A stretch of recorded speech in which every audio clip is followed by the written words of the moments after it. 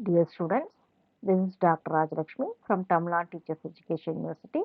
Let us see the Unit 3 from Women Empowerment. The topic is Rights of Women and Gender Equality.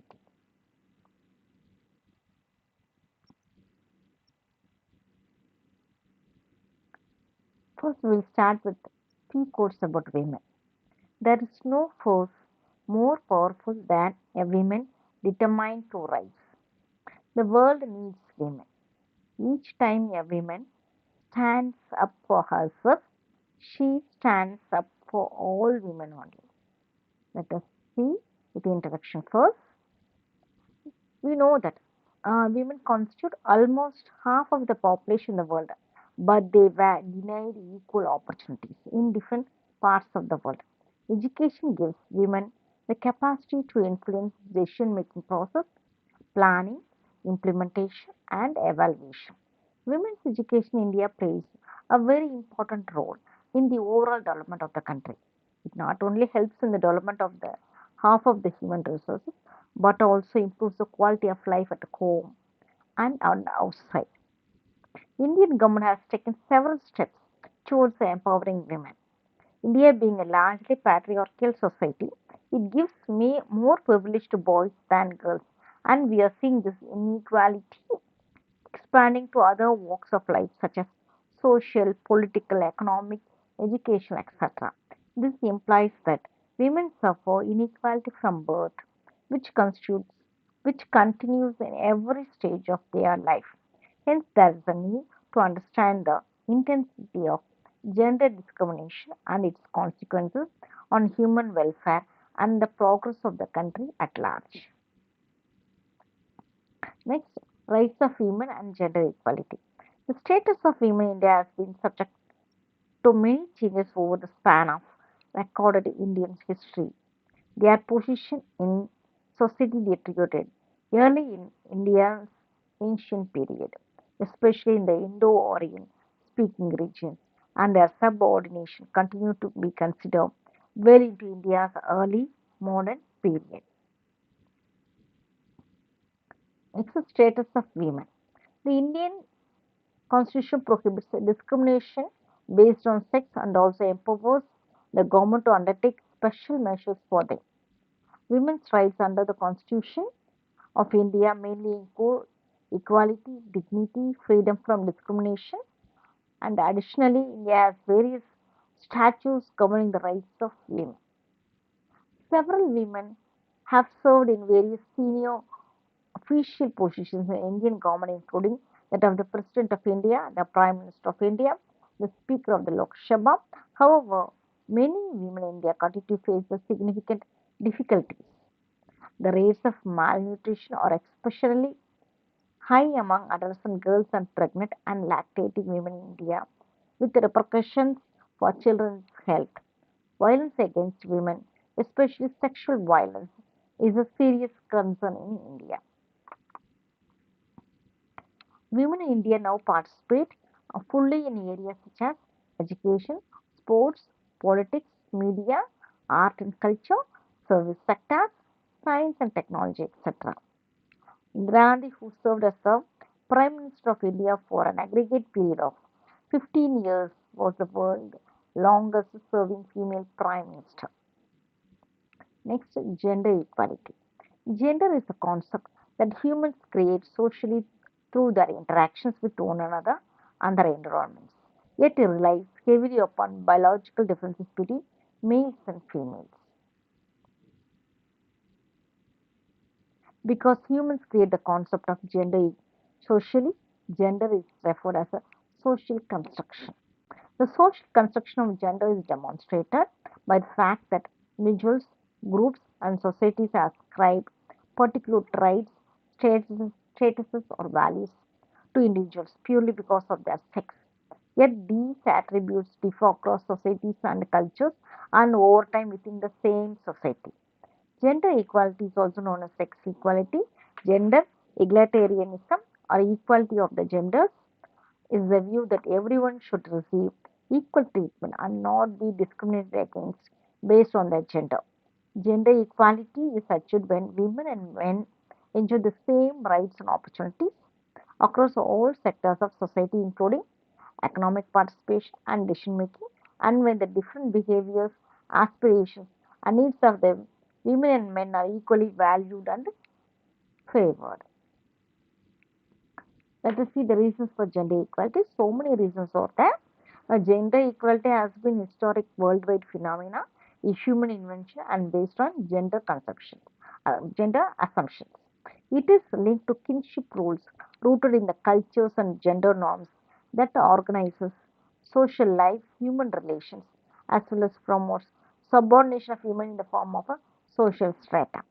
The root cause of gender inequality in Indian society lies in patriarchal society. Women's exploitation is an age-old cultural phenomenon of Indian society. The system of patriarchy finds its validity and sanction in our religious beliefs, whether it's Hindu, Muslim, or any other religion.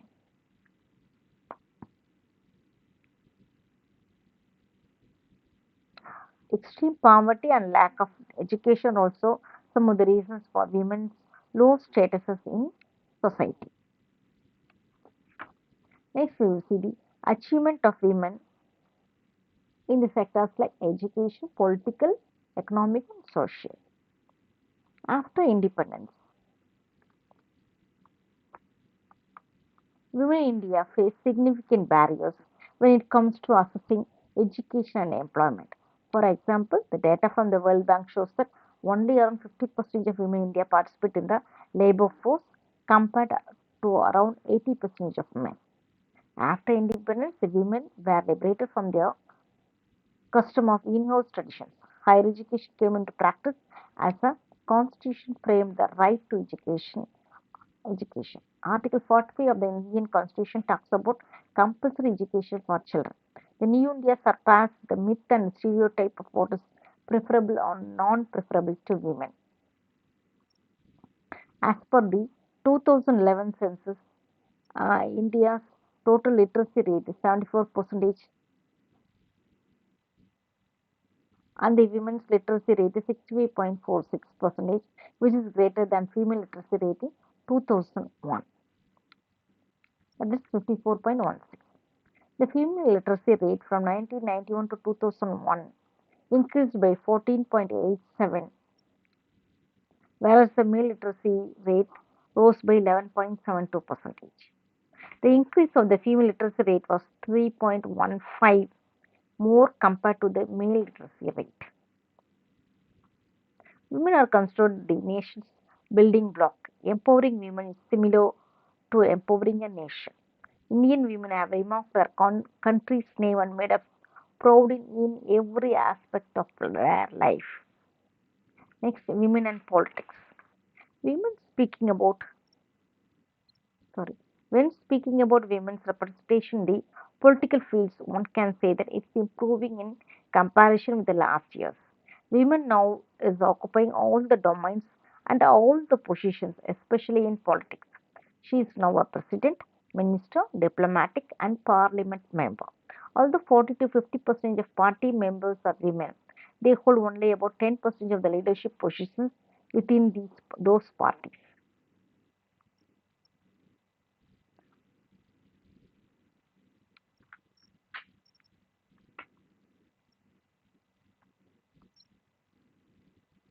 With the passage of the Panchayat Raj constitutional amendments regarding a 33% of women reservation, which brought about more than 1 million women into political life. The focus on empowering women to play a contributing role in Indian politics gained attraction after the 1980s. Women also took part in politically charged local movements such as the Narmada Bachao Andolan, the Chipko movement, and the other similar agitations during this time. Next, women and economics. Women are participating in many fields, including economics, in which the female employment rising to 20.5% in 2000. By the beginning of the 1980s, women started to participate in political debate and economic challenges. Swelling number of women entered the workforce in seeking more new equal opportunities and forming a new image and profile of them. Nowadays, nearly 25% of women is participating in workforces in comparison to 2000 in which there were only 20.5%. Women in organized and unorganized sectors among rural women workers, majority is employed in agriculture as laborers and cultivators. 55.6% of women workers followed manufacturing, 21.4% agriculture and allied occupations, 9.8, and finance, insurance, real estate and business, 4.9%. In 1997, women workers employed in factories, mines, and plantations constituted 14.14%, 16%, 6% and 51% respectively of the total workforce.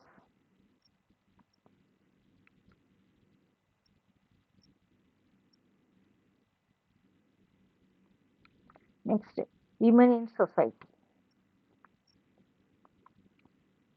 Women play an integral role in the society. They are the backbone of the families and are the crucial to the growth and development of communities. Yet for centuries, women have been relegated to the sidelines, subjected to discrimination and marginalization. Still within the public dimension of social life, female presence has been significantly reinforced in sports and artistic activities. In recent years, however, there has been a growing awareness of the importance of women in society. Importance of women in society are in some of the uh, sectors like contribution to the economy. Women are essential contributors to the economy. They play significant role in the labor force and contribute to the growth and development of business. Next, education. Education is a crucial factor in the development of the societies. Women's education is particularly important because it's linked with the improved health outcomes, increased economic growth, and poverty reduction. Educated women are also some more likely to invest in their families and communities, resulting in a ripple effect that benefits everyone. Next, empowerment. Empowering women is crucial to creating a more just and equitable society. When women are empowered, they are more likely to take leadership roles and contribute to decision making processes that impact their lives and the lives of those around them. Women's empowerment also leads to improved health outcomes, increased economic growth, and poverty reduction also. Next, political participation. Women's participation in politics is essential for the development of democratic society. When women are represented in political leadership, they bring diverse perspectives and experiences to the table, resulting in more informed decision making. Women's political participation also leads to policies that are more inclusive and addresses the needs of the entire population. Next, family and community. Women are the backbone of the families and communities. They provide care, support, and nurturing to their families and are essential to the development of the children. Women play a significant role in the community building and often take on leadership roles in community organization also. Next, women's role in Panchayat Raj. In terms of women's participation in the government, India is ranked 148th in the world out of 193 nations. With 65.5% of the Indian population living in the rural areas, powerful institutions such as Panchayat Raj can empower the community to make decisions for themselves. Before 1985, only two women had participated in the Panchayat Raj institutions in Punjab, Madhya Pradesh, Gujarat, West Bengal, and Rajasthan. In April 1993, India took a landmark towards development with the implementation of the 73rd Amendment to the Constitution, which provides reservations for weaker sections of the population in Panchayat institutions. Through this amendment, one-third of the seats were reserved for women as members and chairpersons of these institutions. By 1995, the number of women in Panchayat rose sharply with the highest representation in Kerala and Madhya Pradesh, where women filled 38% of the seats. Currently, 20 states in India have made provisions in their respective state Panchayat Raj Acts and increased the reservation of women to 50%. The reservation provisions for women have transform the grassroots democracy, and give rural women the power to exercise their right and be involved in village governance. Next, political role and participation. Women's political participation refers to women's ability to participate equally with men at all stages and in all aspects of political life and decision making process. Political participation matters a great deal for women as a group and as individuals. For individuals, political participation builds civic skills while successful lobbying can result in improvements in personal welfare and status.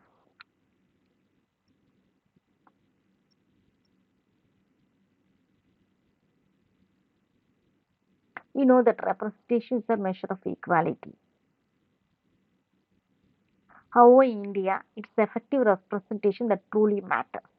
This can only occur when there are no structural, functional, and societal constraints that impede women's participation in the grassroots politics. By removing gender based discrimination in politics, India will be one step closer in empowering its women. Next, women's rights in India. Women in India have enjoyed respect and relevance from Vedic days. They were referred as Sahadharmini, meaning equal partner. The Constitution of India guarantees to all Indian women equality in Article 14, no discrimination by the state, Article 15.1, equality of opportunity, Article 16, equal pay for equal work, Article 39D, and Article 42. In addition, it allows special provisions to be made by the state in favor of women and children, Article 15.3, renounces practices derogatory to the dignity of women, Article 51A, E, and also allows for provisions to be made by the state for securing just and humane conditions of work and for maternity relief. Next, constitutional rights to women. There are many constitutional rights to women. Let us see few of them only. The state shall not discriminate against any citizen of India on the ground of sex. Article 15.1. The state is empowered to make special provisions for women. Article 15.3. Traffic in human beings and forced labor are prohibited. Article 23.1. The state to secure equal pay for equal work for both Indian men and women. Article 39D. Next, legal rights to women. We will see some of the legal rights. Protection of Women from Domestic Violence Act 2005 is legislation protecting women in India from all forms of domestic violence of any kind, physical, sexual, mental, verbal, or emotional.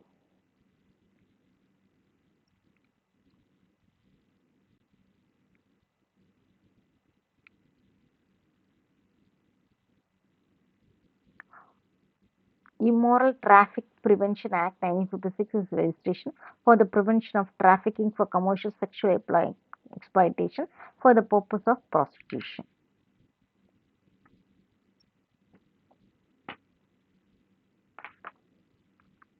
Other legislations regarding safeguarding women's rights, some of them are given listed below. Employees State Insurance Act 1948, Plantation Labor Act 1951, Indian Succession Act 1925, Indian Divorce Act 1869, Special Marriage Act 1954, Foreign Marriage Act 1969.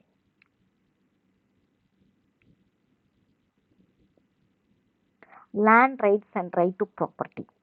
Women's claims to land bring into question their capacity to enjoy equal rights in every sphere civil, political, economic, social, and cultural.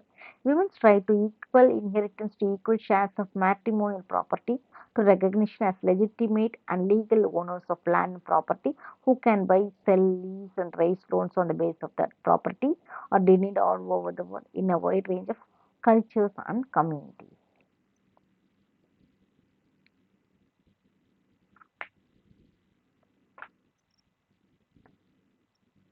Some of the legal rights to women, Protection of Women from Domestic Violence Act 2005, Immoral Traffic Prevention Act 1956, Dowry Prohibition Act 1961, Legal Services Authority 1987.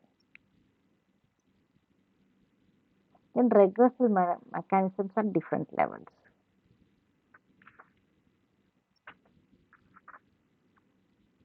The following mechanisms are available for a redressal of women's grievances.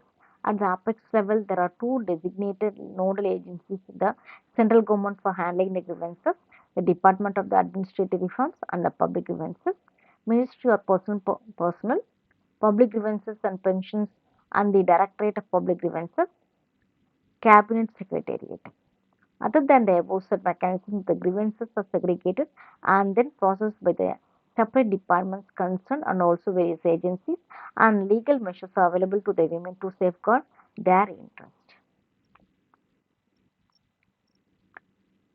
Next, rights of women with a disability.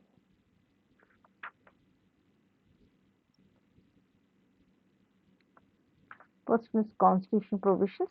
The preamble, the directive principles of the state policy, and the fundamental rights enshrined in the Constitution stand testimony to the commitment of the state to its people.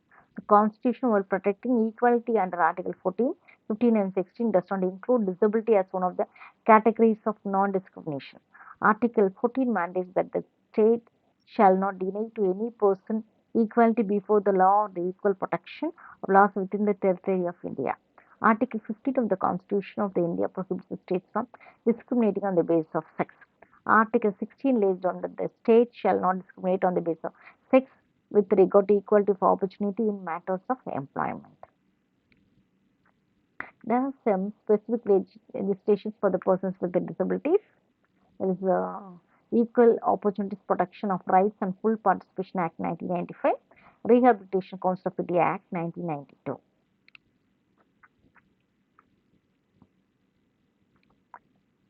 The National Trust for Welfare of Persons with Autism, Cerebral Palsy, Mental Retardation, and Multiple Disability Act 1999. This is some of the special legislations for these special people. Next, we'll see the conclusion. Our government is constantly working to make India more suitable for women to ensure them equal opportunity and growth. So many criminal law amendments were made to ensure stringent punishments for the offenders committing crimes against women. Education liberates women from the clutches of inequalities. Education is supposed to reduce gender inequalities and access to mobility, shared decision making, and contribution to the nation's development. The education has a pivotal role in the gender equality to be echoed in all the spheres of life as a whole. Women with disabilities are among the most marginalized, disadvantaged people in the world. A gendered reading of the disability law reveals that there is a need to incorporate gender concerns in India. There is a need to adopt such strategies to ensure that women with disabilities are not neglected from policies and programs.